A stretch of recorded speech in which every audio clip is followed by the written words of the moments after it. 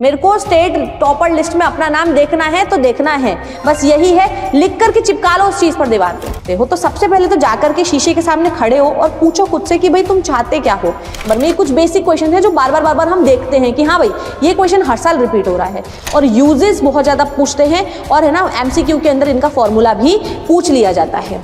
Exam time में आपको पता रहे कि भाई ज्यादा टाइम हमें किस टॉपिक को देना है, मतलब मैंने आपको स्पेसिफिक क्वेश्चन बता दिए हैं जो बार बार रिपीट होते हैं।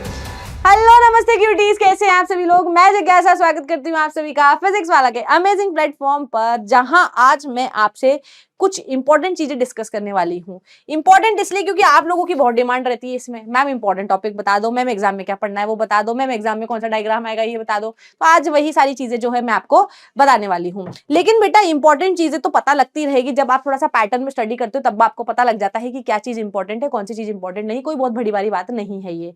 इंपॉर्टेंट क्या है? इंपॉर्टेंट है आपकी विल पावर। क्या बोल रही हूँ मैम? हाँ बेटा यही इंपॉर्टेंट है कि अगर आप चाहते हो तो आप कर सकते हो, अगर आप नहीं चाहते हो तो आप कुछ नहीं कर सकते हो। तो सबसे पहले तो जाकर के शीशे के सामने खड़े हो और पूछो खुद से कि भाई तुम चाहते क्या हो। क्या तुम स्कोर करना चाहते हो? तब तो ये वीडियो देखना है ना, और नहीं चाहते हो तो रहने दो बेटा, पास तो वैसे भी हो जाते हैं थोड़ा बहुत पढ़ करके, है ना। इंपॉर्टेंट क्वेश्चंस हम क्यों बताते हैं? हम इसलिए नहीं बताते हैं कि जो हमारा बच्चा है जो बिल्कुल पूरे साल नहीं पढ़ रहा है वो पास हो जाए। अगर आप लापरवाही की वजह से नहीं पढ़ते हो बच्चे तो आप गलत हो, है ना। आपको पढ़ना चाहिए, लेकिन कोई और कंडीशंस के कारण आप नहीं पढ़ पाए हो, आपको समझ में नहीं आता है, मेहनत करी है तो बात अलग है। हम इंपॉर्टेंट क्वेश्चंस बताते हैं ताकि एग्जाम टाइम में आप भ्रमित ना हो, एग्जाम टाइम में आपको पता रहे कि भाई ज्यादा टाइम हमें किस टॉपिक को देना है और कम टाइम हमें किस टॉपिक को देना है, जिससे हमारा जो स्कोर है वो अच्छा है। अगर हम कोई बहुत कम नंबर वाला चैप्टर उसको ज्यादा पढ़ करके चले जाएंगे और ज्यादा नंबर वाले चैप्टर को हम नहीं पढ़ करके जाएंगे तो क्या होगा मैम? दिक्कत हो जाएगी। तो इसीलिए हमने ये वीडियो बनाया है। स्ट्रैटेजी ये नहीं रहती है कि एक रात पहले पढ़ करके पास हो जाओ। जिंदगी में बेटा यहाँ पर ये एग्जाम पास कर लोगे, जिंदगी के एग्जाम पास नहीं होते हैं, ये चीज ध्यान रखना। So today we are going to discuss about important topics of science, जिसमें आपको बहुत सारी चीजें जो है मिलने वाली है।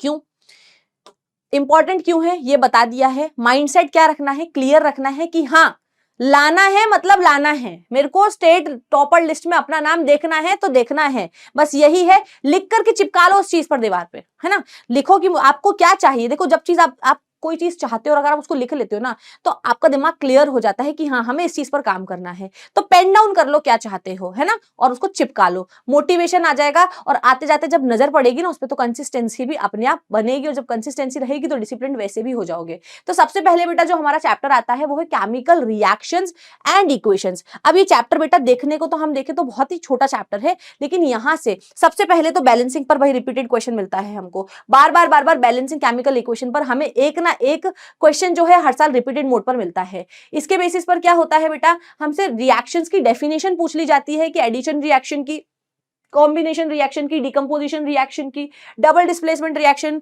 और कभी कभी रिडॉक्स रिएक्शन की डेफिनेशन पूछ लेते हैं, या फिर हमको इक्वेशन देकर के पहचानने के लिए बोलते हैं। 4 इक्वेशन दे दिए, बोलते हैं कि 4 नंबर में 4 इक्वेशन दे देंगे, बोलेंगे पहचानो कि कौन सी रिएक्शन कौन सी है।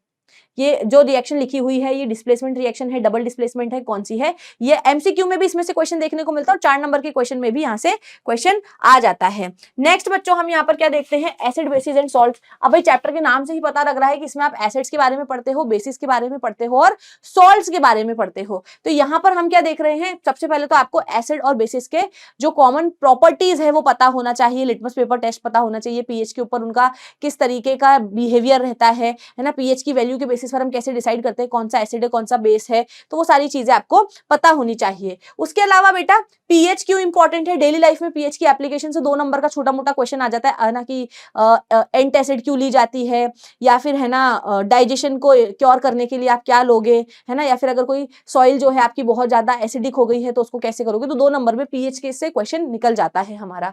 फिर आता है बेटा प्रॉपर्टीज ऑफ बेकिंग सोडा। यहाँ जो हमारे पास में ये वाला टॉपिक है ना, इससे बेटा बड़ा क्वेश्चन बनता है, 3 नंबर का भी बना देते हैं, 4 नंबर का भी बना देते हैं। यहाँ पर आपको इनकी सारी है ना रिएक्शंस बतानी है कि किस प्रिपरेशन मेथड्स आपको सारे पता होने चाहिए इनके, और यूजेस बहुत ज्यादा पूछते हैं, और है ना एमसीक्यू के अंदर इनका फॉर्मूला भी पूछ लिया जाता है। नेक्स्ट आएंगे हम हमारा third chapter metals and non metals. बहुत ज्यादा कॉम्प्लिकेटेड लगता है, पैटर्न से पढ़ो। पहले आपको क्या करना है, सारे मेटल्स की रिएक्शन पढ़ लेनी है, फिर ये देखना है कि कौन कौन से मेटल्स रिएक्टिव होते हैं, जो जल्दी रिएक्टिव होंगे, जो ज्यादा रिएक्टिव होंगे वो जल्दी रिएक्शन कर जाएंगे, जो कम रिएक्टिव होंगे वो धीरे धीरे रिएक्शन करेंगे, और जो बिल्कुल रिएक्टिव नहीं है वो रिएक्शन दिखाएंगे ही नहीं। यहाँ पर आपको रिएक्टिविटी सीरीज पता होनी चाहिए, क्योंकि रिएक्टिविटी सीरीज पता होने से आपको फर्स्ट चैप्टर के अंदर जो डिस्प्लेसमेंट रिएक्शन थी ना वो भी समझ में आ जाती है, और यहाँ पर भी हमारी डिस्प्लेसमेंट रिएक्शन है इस चैप्टर के अंदर भी, वो भी हमें समझ में आ जाती है। और यहाँ पर हमें पता लग जाता है कि भाई इससे अगर आपको डिस्प्लेसमेंट रिएक्शन बेटा ना, जब आप एसिड की रिएक्शंस देखते हो मेटल के साथ में, तो वो भी काइंड ऑफ डिस्प्लेसमेंट रिएक्शन है। तो कहीं ना कहीं रिएक्टिविटी सीरीज आपके इन तीनों चैप्टर के परस्पेक्टिव से बहुत ज्यादा इंपॉर्टेंट है। तो रिएक्टिविटी सीरीज हमको अच्छे से याद कर लेनी है, उसको अच्छे से समझ लेना है। उसके बाद में बेटा मेटल्स और नॉन मेटल्स की बेसिक प्रॉपर्टीज, केमिकल प्रॉपर्टीज पर भी क्वेश्चन पूछ लिया जाता है 2 नंबर का, और फिजिकल प्रॉपर्टीज के ऊपर भी क्वेश्चन पूछ लिया जाता है। और उसके बाद में बेटा यहाँ पर वैलेंसीज आती है, यहाँ पर जो वैलेंसीज आ जाएगी। उसके अलावा कभी कभी आपका एक्सट्रैक्शन पर भी क्वेश्चन आ जाता है ना, एक्सट्रैक्शन पर भी यहाँ पर क्वेश्चन देखने को मिल जाता है। तो यहाँ मेंशन कर लेंगे कि भाई एक्सट्रैक्शन पर भी क्वेश्चन कभी कभी दे देते हैं, लेकिन ये तो काफी ज्यादा इंपॉर्टेंट चीजें हैं।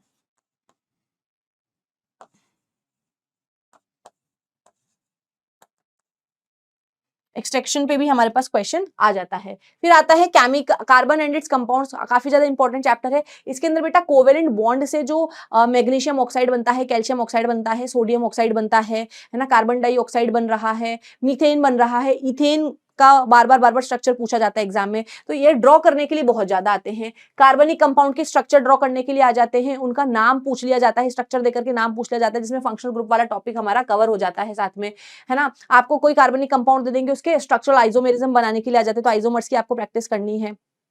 होमोलोगस सीरीज की डेफिनेशन आ जाती है। होमोलोगस सीरीज के मैंने क्वेश्चन देखे हैं, होमोलोगस सीरीज का वो भी पूछ लेते हैं, प्रॉपर्टीज पूछ लेते हैं कि होमोलोगस सीरीज की प्रॉपर्टीज क्या होती है। फिर इथेन, इथेनॉल और इथेनॉइक की यूजेस पूछ लिया जाता है, इनकी कॉमन रिएक्शंस पूछ ली जाती है, और मिसल के बारे में पूछ लेते हैं कि भाई मिसल कैसे बनता है ये बता दो तुम, ठीक है। नेक्स्ट आ जाता है हमारा लाइफ प्रोसेस। ये तो सबसे ज्यादा इंपॉर्टेंट चैप्टर, मतलब ये तो चैप्टर ही बहुत ज्यादा इंपॉर्टेंट है, इसके अंदर तो कुछ भी नहीं छोड़ना है, क्योंकि इससे छोटा बड़ा सब टाइप के क्वेश्चन जो है बेटा हमारे एग्जाम में बनते हैं। तो इससे डाइजेशन पूछा जाता है, इसे ट्रांसपोर्टेशन, मेरा एन नीचे आ गया है यार, ट्रांसपोर्टेशन जो है वो पूछ लिया जाता है, ट्रांसपोर्टेशन जो है हमारे पास में हमसे वो पूछ लिया जाएगा भाई, ठीक है। उसके अलावा क्या पूछ लिया जाता है, उसके अलावा भाई मैम एक्सक्रीशन से क्वेश्चन आ जाता है। अब बेटा यहाँ पर जो डायग्राम है ना, आपका डाइजेस्टिव सिस्टम से डायग्राम रिपीटेडली पूछा जाता है। डायग्राम की अगर हम बात करते हैं तो डायग्राम हमें पूछ लिया जाता है, यहाँ पर डाइजेस्टिव सिस्टम का पूछ लेंगे हमसे,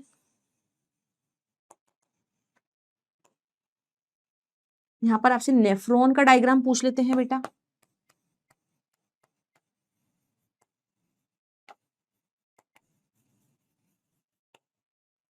ठीक है। यहां से आपसे बेटा ना फोटोसिंथेसिस के लिए भी डायग्राम बनवा लेते हैं, फोटोसिंथेसिस के लिए डायग्राम बनवा लेते हैं, बुक के अंदर छोटा सा है कि हाँ भाई यहाँ से लाइट आ रही है, यहाँ से क्या हो रहा है वो वाला। और एक आपको बेटा है ना रेस्पिरेशन से जो ह्यूमन रेस्पिरेटरी सिस्टम है उसका डायग्राम आ जाता है,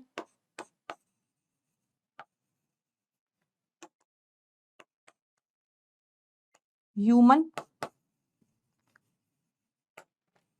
रेस्पिरेटरी सिस्टम का यहाँ पर हमको डायग्राम जो है वो देखने को मिल जाता है बच्चों। और क्या होता है, और बेटा हमारे पास में यहाँ पर हार्ट का डायग्राम आ जाता है, और कभी कभी डबल सर्कुलेशन भी पूछ लेता है। तो ये सारी की सारी चीजें जो है हमें कवर कर लेनी है, प्रैक्टिस कर लेनी है। टफ कुछ नहीं होता है, आप प्रैक्टिस नहीं करते हो, जब प्रैक्टिस करोगे तो सारी चीजें इजी लगेगी। और विल पावर नहीं है, अपनी चीज के लिए खुद ही टाइम नहीं दे पा रहे हो तो फिर कुछ नहीं हो सकता है, प्रैक्टिस तो करनी पड़ती है। आज मैं भी अगर एग्जाम देने जाऊंगी ना बेटा, तो मैं भी 5 बार इन डायग्राम को बना करके देखूंगी, अगर मेरा खुद का 10 का एग्जाम होगा तो ये सब आपकी इच्छा पर निर्भर करता है कि आप करना क्या चाहते हो। अच्छा, इसमें से प्लांट हार्मोन और एनिमल हार्मोन पर छोटे छोटे क्वेश्चन बन जाते हैं। बड़ा क्वेश्चन इसमें आता है ह्यूमन ब्रेन पर और नर्वस सिस्टम पर। यहाँ पर ह्यूमन ब्रेन का बेटा कभी कभी डायग्राम पूछ लिया जाता है, नहीं तो यहाँ से न्यूरॉन का डायग्राम तो बार बार आता है, न्यूरॉन का डायग्राम यहाँ पर आ जाता है, यहाँ पर ह्यूमन ब्रेन का डायग्राम आ जाता है, और यहाँ पर रिफ्लेक्स आर्क का जो है वो भी डायग्राम पूछ लिया जाता है।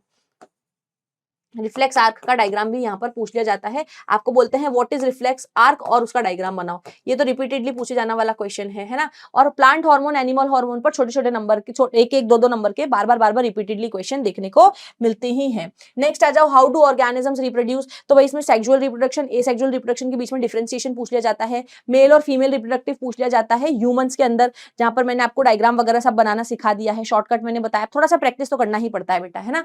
रिप्रोडक्टिव सेल्स पूछ लेते हैं, और फ्लावर का स्ट्रक्चर जो कि हमने साथ में बनाया था, हमारी क्लास हुई थी तब, तो फ्लावर का स्ट्रक्चर बना करके पूरा, है ना, रिप्रोडक्शन इन फ्लावर एक्सप्लेन करने के लिए आ जाता है 5 नंबर का। ये भी 5 नंबर का आ जाता है, ये भी 5 नंबर का आ जाता है। और पॉलिनेशन की डेफिनेशन जो है वो छोटे 2 नंबर में पूछ ली जाती है।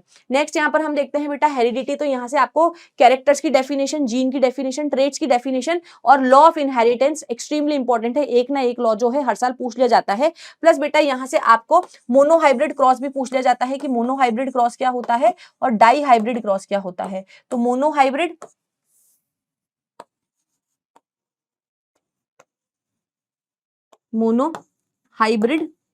और डाई हाइब्रिड क्रॉस पूछ लिया जाता है। डाई हाइब्रिड क्रॉस यहां से हमसे पूछ लिया जाता है। और क्या पूछा जाता है, और क्या पूछा जाता है, फिनोटिपिक रेशो पूछ लिया जाता है मोनोहाइब्रिड क्रॉस का, है ना। और जीनोटिपिक रेशो पूछ लिया जाता है मोनोहाइब्रिड क्रॉस का। और इसका जो है बेटा हमें फिनोटिपिक रेशो पूछ लिया जाता है। ठीक है, तो gene, character, law of inheritance जो है, सारी की सारी चीजें जो है हमें यहाँ पर याद कर लेनी है। फिर आ जाता है लाइट। तो laws of reflection, laws of refraction extremely important. Ray diagram super important, कुछ भी छोड़ जाओ, रे डायग्राम बिल्कुल मत छोड़ करके जाना, है ना। कुछ भी छोड़ जाओ, रे डायग्राम बिल्कुल छोड़ करके मत जाना। रे डायग्राम और न्यूमेरिकल से बहुत ज्यादा क्वेश्चन पूछे जाते हैं और बड़ा क्वेश्चन ही पूछा जाता है। 1 नंबर के क्वेश्चन में आ जाएगा कि भाई image formation by plane mirror, है ना। रे डायग्राम तो पूछेगा ही पूछेगा बड़े नंबर में, न्यूमेरिकल भी बड़े नंबर में पूछता है हमसे, और लेंस और मिरर फॉर्मूला 1-1 नंबर में पूछ लेता है। फोकल लेंथ की डेफिनेशन आ जाती है 2 नंबर के अंदर। और टाइप्स ऑफ इमेजेस जो है हमसे पूछ लिया जाता है।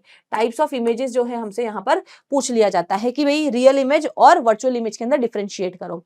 नेक्स्ट क्या है, नेक्स्ट है हमारे पास में defects of vision. Defects of vision में क्या आता है हमारे पास में, डिस्पर्जन ऑफ लाइट आ जाती है कि डिस्पर्जन ऑफ लाइट जब हम किसी भी प्रिज्म से जब हम लाइट को पास कराते हैं, जब भी किसी भी प्रिज्म से हम व्हाइट लाइट को पास कराते हैं तो क्या हो जाता है भाई, तो वो 7 कलर के अंदर स्प्लिट हो जाती है, जिसको हम स्पेक्ट्रम बोलते हैं। तो यहाँ पर प्रिज्म पर बेसिस पर बहुत ज्यादा क्वेश्चन आता है कि, और है ना, ये इन्वर्टेड वाला क्वेश्चन भी आ जाता है कि भाई जब हम व्हाइट लाइट को प्रिज्म से पास कराते हैं, फिर उन 7 कलर्स में स्प्लिट होते हैं, तो 7 कलर्स को वापस आप इन्वर्टेड प्रिज्म से पास करा करके 2 नंबर में वो क्वेश्चन बार बार पूछते हैं, है ना। रेनबो फॉर्मेशन के जो जब रेनबो फॉर्मेशन होता है तो कुछ 4 फेनोमेनन्स होते हैं सीक्वेंस में, उनका सीक्वेंस बार बार पूछ लिया जाता है ना। और स्कैटरिंग ऑफ लाइट के ऊपर क्वेश्चन आ जाता है कि भाई, और एटमॉस्फेरिक रिफ्लेक्शन पर भी क्वेश्चन आ जाता है। एक तो ये क्वेश्चन आ जाता है कि भाई तारे क्यों चमक रहे हैं हमारे, है ना।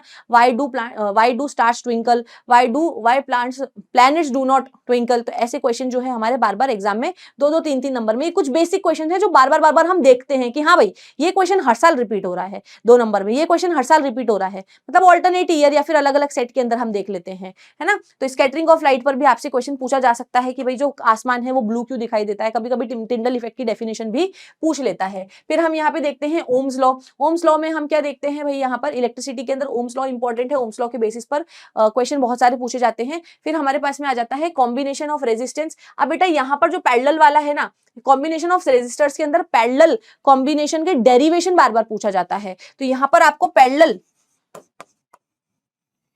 पैरेलल कॉम्बिनेशन का पैरेलल कॉम्बिनेशन का आपसे वो बार बार पूछ लिया जाएगा डेरिवेशन, तो ये आपको बहुत अच्छे से कर लेना है। यूपी बोर्ड में तो स्पेशली बहुत बार पूछा जाता है ये। ठीक है, इलेक्ट्रिक पावर के बेसिस पर क्वेश्चन आपका पूछ लिया जाता है और न्यूमेरिकल्स आ जाते हैं, न्यूमेरिकल्स करके जाने हैं, छोड़ना नहीं है। एटलीस्ट एनसीईआरटी का लेवल तो बिल्कुल ही आपको करके जाना होता है। फिर आता है बेटा हमारा magnetic effects of electric current. Magnetic effects of electric current में हम क्या देख रहे हैं कि मैग्नेटिक फील्ड लाइंस की, एक बार मैग्नेट से कैसी मैग्नेटिक फील्ड लाइंस होती है भाई हमारे को ये बता दो, है ना। एक स्ट्रेट करंट कैरिंग कंडक्टर से कैसी फील्ड लाइंस बन रही है, सोलोनॉइड से कैसी फील्ड लाइन बन रही है, और एक circular current carrying circular loop से किस तरीके की लाइन बन रही है, ये आपसे बार बार पूछता है। फ्लेमिंग का लेफ्ट हैंड रूल यहां पर आ सकता है बेटा, यहां पर ही 4 टॉपिक ही है पढ़ने के लिए, तो इनमें से कुछ भी आ जाएगा, इनमें से कुछ भी आ जाएगा, इसमें तो कुछ ज्यादा सोचने वाली बात ही नहीं है, चैप्टर ही बहुत छोटा है। लास्ट हमारा चैप्टर है बेटा एनवायरमेंट। एनवायरमेंट में हम क्या देखते हैं, हमारा 13th चैप्टर है इसलिए ऐसा लिखा हुआ है ना। एनवायरमेंट में हम क्या देखते हैं कि भाई फूड चेन के बारे में हमसे पूछ लिया जाता है, फूड वेब के बारे में हमसे पूछ लिया जाता है, वेस्ट मैनेजमेंट पूछ लिया जाता है, रिन्यूएबल एंड नॉन रिन्यूएबल की डेफिनेशन पूछ ली जाती है, रिन्यूएबल एंड नॉन रिन्यूएबल की डेफिनेशन हमसे पूछ ली जाती है। Renewable and non renewable waste क्या होते हैं, या फिर renewable and non renewable sources of energy क्या होते हैं, भाई हमको बता दो। तो ये कुछ बेसिक क्वेश्चन है जो यहाँ बार बार जिनसे मतलब मैंने आपको स्पेसिफिक क्वेश्चन बता दिए हैं जो बार बार रिपीट होते हैं। तो ये सब जो है आपको यहाँ पर अच्छे से प्रैक्टिस कर लेना है। So that's it for today, है ना। ये सारी चीजें आपको प्रैक्टिस कर लेनी है अच्छे से, बहुत अच्छे से आपको सारी की सारी चीजें प्रैक्टिस कर लेनी है। अब बेटा एक चीज जो है वो है आपको करना पड़ेगा, देयर इज नो ऑप्शन। अगर आप सोचो कि भाई कोई हमारे में आके मोटिवेशन की आग जला दे तो बेटा वो आग एक दिन रहती है, 2 दिन रहती है, फिर बुझ जाती है, फिर हम वापस वही हमारे पुराने रूटीन में आ जाते हैं। तो आप करना चाहते हो तो मैंने आपको पहले ही कह दिया है, दीवार पर लिख करके रखो, बार बार देखोगे, उसको पढ़ोगे तो दिमाग में आएगा और करोगे। और आप नहीं जानते हो आपका पोटेंशियल कितना ज्यादा है, बट हम जानते हैं। हमारे बच्चे जब मेहनत करने पे आते हैं ना तो वो कर जाते हैं जो कोई उनसे उम्मीद भी नहीं रखता है। कोई सोचता था कि भाई तो पास भी नहीं हो सकता है, और वो 80% परसेंटेज जो है ले आते हैं। तो आप भी कर सकते हो। ऐसा कुछ नहीं होता कि उसका दिमाग ज्यादा अच्छा है, उसका दिमाग कम अच्छा है। हमारे दिमाग के अकॉर्डिंग हम मेहनत कितनी कर रहे हैं उसका हमें रिजल्ट मिलता है। और कभी कभी ऐसा होता है कि भाई आपने प्रीवियस क्लासेस में स्टडी नहीं करी है तो आपको थोड़ा धीरे समझ में आता है। कमजोर नहीं हो आप, आपने मेहनत नहीं करी है, कमजोर कोई नहीं होता है।